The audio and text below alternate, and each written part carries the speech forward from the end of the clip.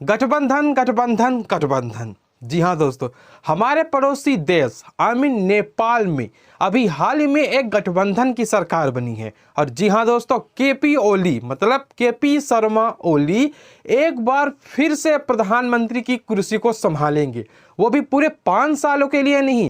तो आधे टेन्यूर में प्रचंडा पीएम बनेंगे, तो आधे टेन्यूर में केपी ओली शर्मा जो है तो प्रधानमंत्री के दावेदार होंगे। तो ज़्यादातर लोगों को इसके बारे में तो पहले से ही पता होगा कि आखिर प्रधानमंत्री क्या होते हैं और उप प्रधानमंत्री क्या होते हैं, क्योंकि जैसे उपराष्ट्रपति होते हैं तो उसी तरह जो तो उप प्रधानमंत्री भी होते हैं। इस वीडियो में मैं विवेक पांडे इन सभी चीज़ों पे मैं डिस्कस करूंगा कि आखिर केपी ओली शर्मा कितने वोट पाए, आखिर नेपाल में इनका टेन्योर अब कैसा है, भारत के साथ इनका रिलेशन कैसा है, और आखिर ये उप प्रधानमंत्री की पोस्ट क्या होती है। बने रहिए हमारे साथ वीडियो में। मैं हूं विवेक पांडे और स्वागत है आप सभी का एक बार फिर से आपके अपने यूट्यूब चैनल जिसका नाम है यूपीएससी हिंदी मीडियम।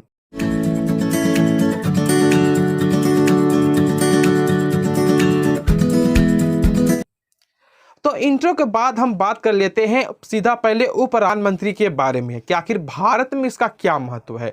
तो जो पहले उप प्रधानमंत्री हैं वो थे सरदार वल्लभ भाई पटेल। जी हाँ दोस्तों, क्योंकि गठबंधन की सरकार बनी थी, मतलब गठबंधन की सरकार तब बनती है जब कोई मेजॉरिटी ना हो, जब किसी भी पार्टी को मतलब जीतने की उम्मीद ना हो, सब इक्वल हो, तब दो पार्टी मिलकर जो है तो एक गठबंधन का सरकार बनाती है और वे उसी वक्त पे जो है तो उप प्रधानमंत्री की पोस्ट आती है। मतलब उप प्रधानमंत्री जो है तो उभरते हैं, मतलब कि जो बड़ी पार्टी होगी वो जो तो उप मतलब कि प्रधानमंत्री बनेगी और जो उसके गठबंधन की सरकार होगी उसके नेता को जो है तो उप प्रधानमंत्री बना दिया जाएगा।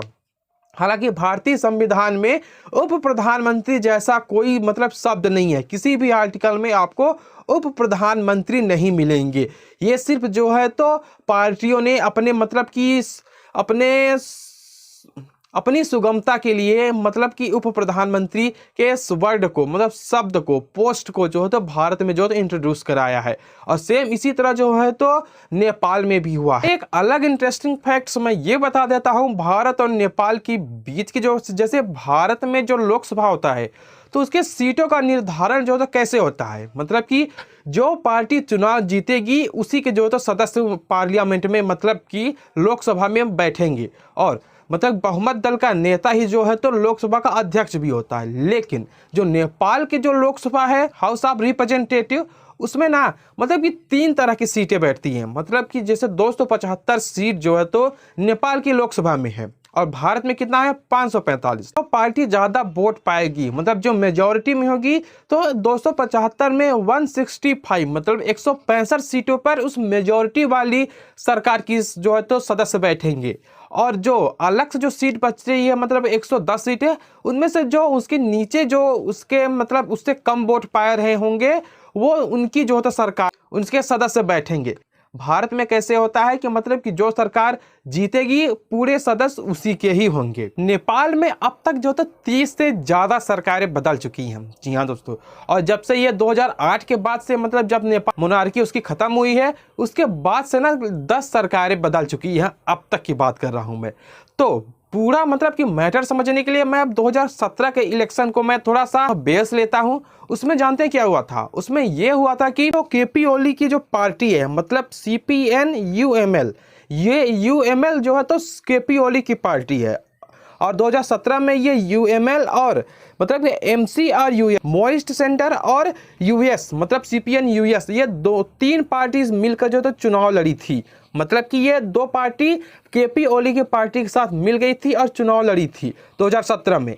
तो ऑब्वियसली भाई जीत तो केपी ओली की ही होनी है क्योंकि तीनों पार्टीज मतलब एक साथ हो गई हैं और 2017 में जो है तो केपी ओली की सरकार बन गई थी। लेकिन अब 2017 के बाद से 19-20 के टाइम पर ना केपी ओली की स्थिति बहुत ही ज़्यादा गिर गई थी। लोग उन पर तरह तरह के आरोप लगाते थे, कुछ घोटाले के आरोप लगाते थे। ये 3 तूफान के आरोप केपी ओली के ऊपर लगते थे, हालांकि काम भी उनका कुछ ऐसा ही था।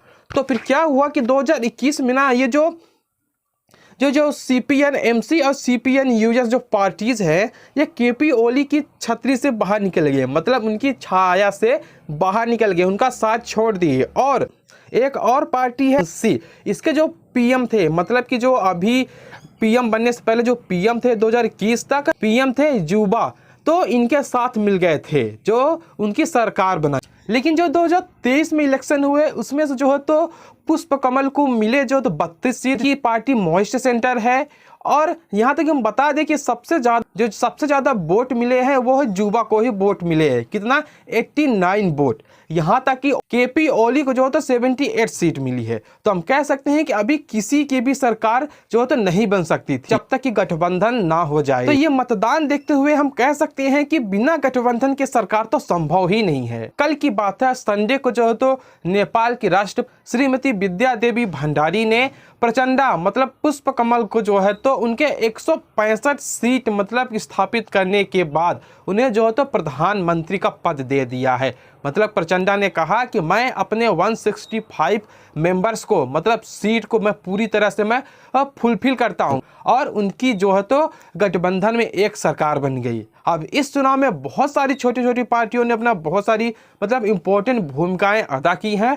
तो उनकी क्या भूमिका है मैं वो भी थोड़ा सा देख लेता हूं। स्क्रीन में जो आरएसपी पार्टी है इसके लीडर हैं रवि लक्ष्मी चन्ने। आरएसपी जैसे कि एक न्यू पार्टी है, इसने जो तो 20 सीटें जीती हैं। जी हाँ दोस्तों, अब यहाँ पे देख लेते हैं आरपीपी, जिसको पिछली बार इलेक्शन में 1 सीट मिली थी और उसने जो है तो इस बार 14 सीट जो है तो अपनाई है। 14 सीटों पे जो है तो हमने भारी मतों से जीत हासिल की है। और एक और पार्टी है जनमत पार्टी है, उसको जो है तो 6 सीट मिली है। तो हम देख ही सकते हैं कि ये जो छोटी छोटी पार्टीज हैं उन्होंने कितना मेहनत किया है कि कोई एक सीट से सीधा 14 सीट पा रहे हैं। कोई नई पार्टी है उसने सीधे 20 सीटें जीती हैं। ये उन छोटी छोटी पार्टीज के लिए बहुत बड़ी बात है कि उन्हें जो है तो अपने जो है तो इतना मतलब बढ़ चढ़ के काम किया, लोगों के नज़र में आए। आखिर उनको कोई ना कोई लोग पसंद करता रहा होगा तब जाके उनको 20 सीटें मिली है। मतलब ये बहुत बड़ी सोचने की बात है, क्योंकि वहीं पे जो मेन पॉलिटिकल पार्टीज हैं उनको 32 सीटें मिल रही हैं और इन छोटी पार्टीज को देखिए कितना सारा मतलब सीट लेकर आई हैं। तो अब इन सभी छोटी पार्टीज ने जो है तो अपना गठबंधन कर लिया। और जी हाँ, केपी ओली भी जो है तो अभी भी मतलब कि राजनीति में रहना चाहते हैं, अपना दबदबा राजनीति में बनाए रखना चाहते हैं।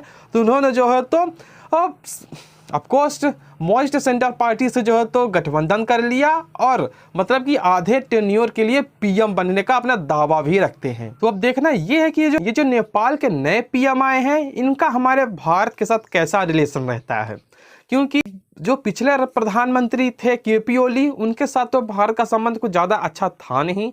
उन्होंने भारत के बारे में बहुत सारे फेक जो थे स्टेटमेंट देते रहते थे।